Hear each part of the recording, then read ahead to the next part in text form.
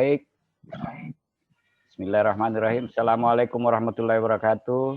Sejahtera buat kita semua. Salam sehat. Mudah-mudahan yang sakit segera disembuhkan. Kita doakan ya untuk Mas Sita. Saling mendoakan berada pada kondisi yang sehat walafiat untuk bisa masuk ke perkuliahan yang ke-6. Hari ini kita akan sampaikan di perencanaan dan peramalan keuangan. Nah, di dalam perencanaan dan peramalan keuangan ini, itu artinya meramal itu bukan meramal yang seperti dukun, tetapi kita namanya forecast. Memforecast, menaksir. Berdasarkan data-data laporan keuangan yang Anda sudah kumpul tadi ya. Nah, sehingga kita nanti dari perencanaan dan peramalan keuangan ini, dari analisis rasio itu, rasio keuangan, itu akan kita manfaatkan untuk menentukan berapa kebutuhan tambahan dana atau modal untuk lebih mengembangkan lagi usaha dari perusahaan. Nah, jadi manfaatnya bagi Anda dengan menaksir ini berdasarkan data-data masa lampau, maka Anda bisa menaksir bahwa oh laba kita pertumbuhannya dari tahun ke tahun ini sekian, katakanlah 10%. Nah, sehingga kita bisa memprediksi atau meramalkan, memforecast kira-kira nanti sekian besar laba yang bisa kita raih. Nah, itu kira-kira manfaat dari peramalan dan perencanaan keuangan. Dan semua datanya berasal dari data-data laporan keuangan. Neraca, rugi laba, laporan arus kas, laporan perubahan modal. Itu semua dasarnya. Jadi data historis. Nah, kemudian berdasarkan data historis kita merencanakan dan mengestimasi, memperkirakan kira-kira keuangan-keuangan yang bisa lebih baik dari sekarang. Perusahaan yang dijalankan dengan baik umumnya mendasarkan rencana operasi mereka pada seperangkat ramalan atau proyeksi atau forecast dari laporan keuangan. Nah, tadi laporan keuangan itu dari neraca, dari rugi laba, dan itu namanya neraca atau laporan keuangan pro forma untuk pencapaian yang akan kita capai di tahun-tahun mendatang. Nah, itu fungsi dari perencanaan dan peramalan keuangan. Kemudian proses perencanaan dimulai dengan proyeksi penjualan. Jadi seberapa besar penjualan yang akan kita raih untuk kedepannya. Ya misalnya 5 tahun mendatang. Makanya kemarin kita sudah menyarankan Anda untuk mencari data-data laporan keuangan dari perusahaan itu selama 5 tahun terakhir. Dianalisis. Sehingga berdasarkan tingkat pertumbuhannya kita bisa menaksir sekian besar penjualan itu yang akan bisa kita raih. Nah kemudian langkah yang lain adalah menentukan dana yang dibutuhkan. Jadi additional fund needed. Jadi tambahan dana untuk pengembangan pencapaian proyeksi yang kita sudah jual. Kemudian meramalkan ketersediaan dana.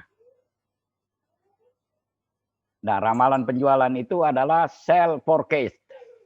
Umumnya dimulai dengan suatu tinjauan atas penjualan selama 5 tahun atau 10 tahun yang lalu yang dapat dinyatakan dalam bentuk grafik.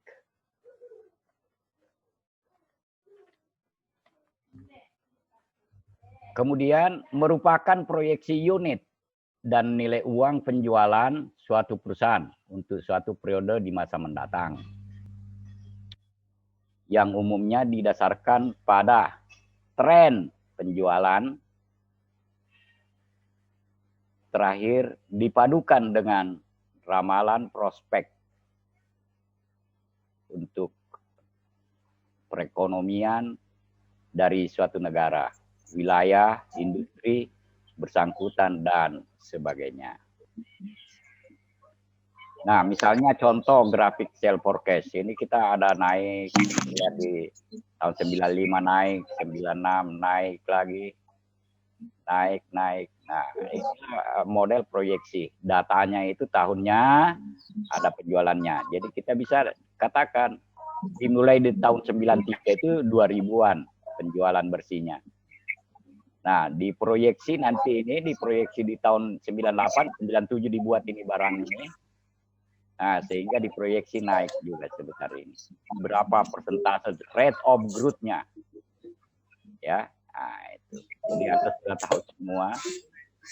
Nah, kemudian jika proyeksi penjualan menyimpang, konsekuensinya dapat sangat berpengaruh bagi perusahaan. Pertama, jika pasar berkembang lebih besar daripada permintaan, perusahaan tidak akan mampu memenuhi permintaan. Yang kedua, jika proyeksinya terlalu optimis, dapat terjadi inefisiensi atau terlalu banyak pabrik, peralatan, dan persediaan. Ada idle capacity. Nah, kemudian proyeksi penjualan sebenarnya adalah nilai yang diharapkan dari distribusi probabilitas atas beberapa tingkat penjualan yang mungkin. Karena setiap proyeksi penjualan dapat mengandung tingkat kepastian yang lebih besar atau lebih kecil. Para perencana keuangan seringkali juga sangat memperhatikan ketidakpastian yang terkandung dalam proyeksi penjualan, di samping nilai penjualan yang diharapkannya. Nah, ramalan penjualan. Faktor yang perlu dipertimbangkan itu contohnya light food product itu ada 7 ya. Proyeksi divisional berdasar pertumbuhan historis. Jadi bagaimana forecast divisi-divisi yang ada dalam perusahaan berdasarkan pertumbuhan selama ini dari tahun 5 tahun terakhir atau 10 tahun terakhir. Kemudian yang kedua, tingkat aktivitas ekonomi setiap wilayah pemasaran. Ini juga perlu dipertimbangkan. Kemudian yang ketiga, kemungkinan market share atau pangsa pasar yang kita miliki, perusahaan kita miliki. Yang keempat, fluktuasi kurs. Ya, jadi kurs ini nilai valuta asing. Ya, nilai rupiah terhadap dolar, nilai rupiah terhadap yen, dan seterusnya.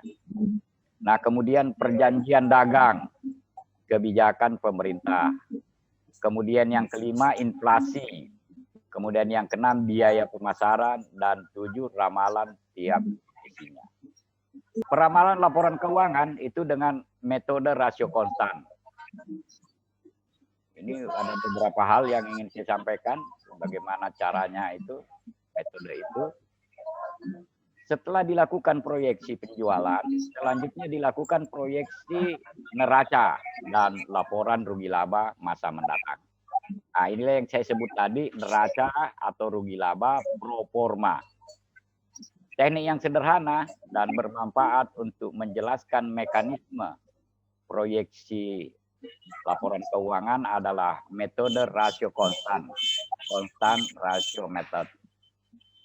Nah, constant ratio method itu adalah suatu metode untuk memproyeksikan laporan keuangan dan kebutuhan keuangan di masa mendatang dengan asumsi rasio-rasio keuangan tertentu akan tetap konstan.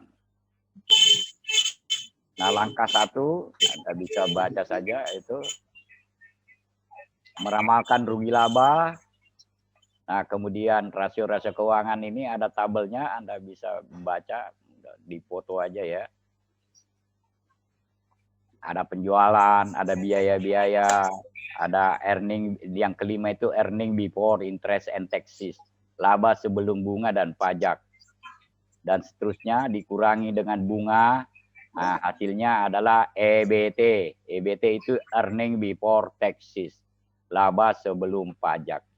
Dikurangi pajak, akhirnya net income yang ke-9, NI, net income. Nah, sebelum dividen preferen. Nah, kemudian ada dividen preferen dan seterusnya. Akhirnya nanti diketahui dividen saham biasa. Ada yang ke-13 itu adalah penambahan pada laba ditahan. Nah, karena setiap laba itu tidak semua dibagi. Ada laba ditahan, return earning. Inilah yang ditambahkan di situ, diproyeksikan ke depan. Nah, itu nanti kebutuhan dana inilah yang akan terbentuk di situ. Berapa untuk mencapai forecast dari penjualan. Jadi langkah yang kedua itu meramalkan neraca. Esensi sama dengan merapalkan laporan keuangan yang sudah terdahulu tadi. Nah, dengan asumsi-asumsi. Jika penjualan meningkat, ya kalau penjualan meningkat itu kan cash, uang tunai akan masuk. Nah, piutang usaha kalau kita menjual secara kredit, maka itu juga piutang usaha akan meningkat. Persediaan dan aktiva yang ditampilkan neraca juga akan meningkat. Persediaannya lebih banyak kemungkinan karena digunakan untuk produk yang lebih besar. Nah, jumlahnya itu akan bisa kelihatan ya berdasarkan data-data masa lampau. Kemudian yang kedua, kebijakan kreditnya dianggap konstan. Artinya kebijakan kredit tetap dilakukan, tetapi persentasenya sama di tahun-tahun sebelumnya. Kemudian yang ketiga, jika aktiva meningkat, maka kewajiban dan ekuitas juga meningkat. Dan beberapa pos kewajiban meningkat secara spontan dengan penjualan dana yang dihasilkan secara spontan. Yang keempat, saldo baru dari laba ditahan sama dengan saldo lama ditambah tambahan laba ditahan yang diramalkan. Nah, contohnya seperti tabel ini, ya neracanya. Nah, ada yang lama ini, kemudian ini perencanaannya. Semakin ke kanan itu semakin itu pro forma namanya. Nah, kemudian langkah yang ketiga, mendapatkan dana tambahan yang diperlukan atau istilahnya dalam manajemen keuangan itu additional fund needed. Atau dana tambahan yang diperlukan adalah dana yang harus diperoleh perusahaan secara eksternal melalui pinjaman atau dengan menjual saham biasa atau saham representasi baru.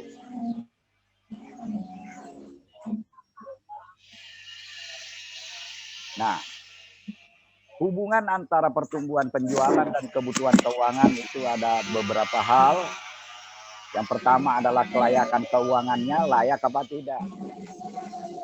Nah, kemudian pengaruh kebijakan terhadap kebutuhan pembiayaan. Berapa biaya yang harus dikeluarkan untuk kredit yang kita peroleh dari pihak luar. Atau berapa biaya yang diperlukan untuk menerbitkan emisi saham baru. Nah, lihat juga kepadatan modal, serta lihat pula margin laba.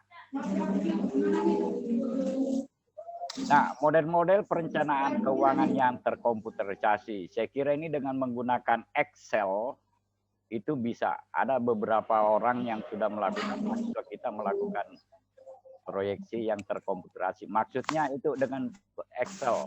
Ada formulanya Excel, pelajari baik-baik itu sehingga nanti begitu kita masukkan data, rasio-rasionya sudah ketahuan. Nah, kemudian yang ke-15, analisis ramalan. Tujuannya adalah untuk menentukan apakah ramalan memenuhi target keuangan perusahaan sebagaimana ditetapkan dalam rencana 5 tahunannya ke depan.